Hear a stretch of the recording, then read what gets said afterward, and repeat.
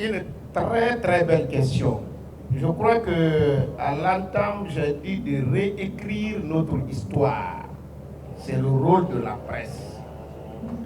C'est vrai que ces derniers temps, une image a circulé où il y a mes photos avec casquette PIP, une photo avec son Excellence, Monsieur le Premier ministre Cellou Dalein Diallo, pour qui j'ai beaucoup de respect, avec le président Alpha Condé. Mais je vais vous dire quelque chose. Par principe, quand on se bat en politique, votre adversaire n'est pas votre ennemi.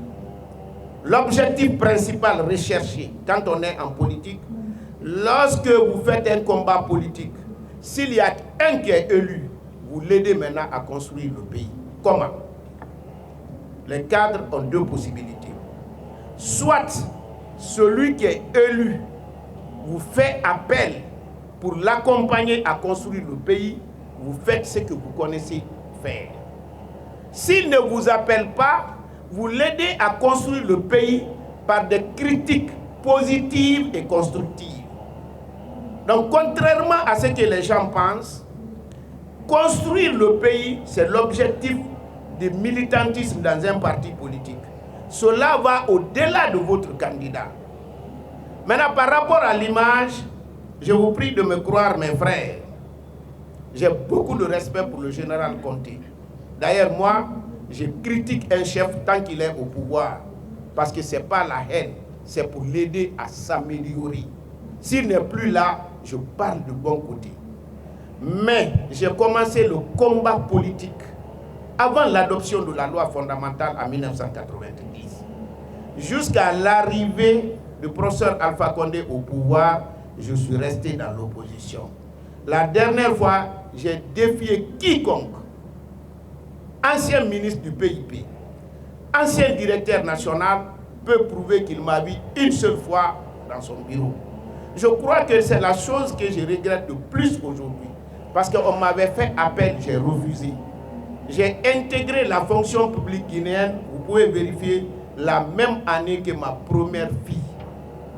C'est pour dire que ni de près, ni de loin, je n'étais PIP.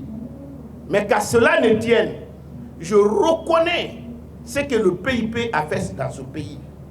Souvent, chez nous, c'est ce que les gens n'arrivent pas à comprendre.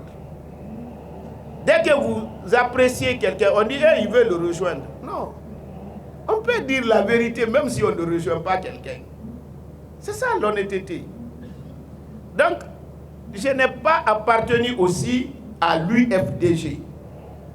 Il n'y a même pas eu une alliance formalisée entre nous. J'ai rejoint l'opposition républicaine.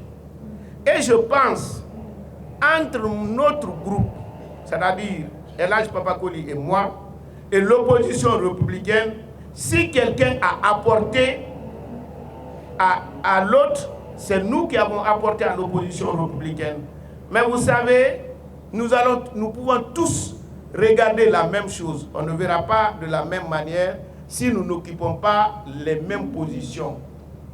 Il y a certaines subtilités, ce n'est pas facile de comprendre. Mais je vais vous donner l'exemple le plus pratique. Vous savez, El Hadj Cellou a été chef de file de l'opposition sur plusieurs années. Et vous connaissez très bien qu'en politique, c'est une question de rapport de force. C'est quand on est venu à l'opposition et que les rapports de force se sont inversés en sa faveur que le gouvernement a décidé de l'octroyer un budget de 5 milliards par an. Et il l'a pris jusqu'au moment où nous avons quitté. Dès qu'on a quitté, le budget a été supprimé. Donc, entre nous et eux, qui a apporté à l'autre? C'est aussi simple que ça. Donc, vous ne verrez, je n'ai pas appartenu à l'UFDG, j'étais à l'opposition. Mais je voulais deux fois qu'on élève la qualité du débat.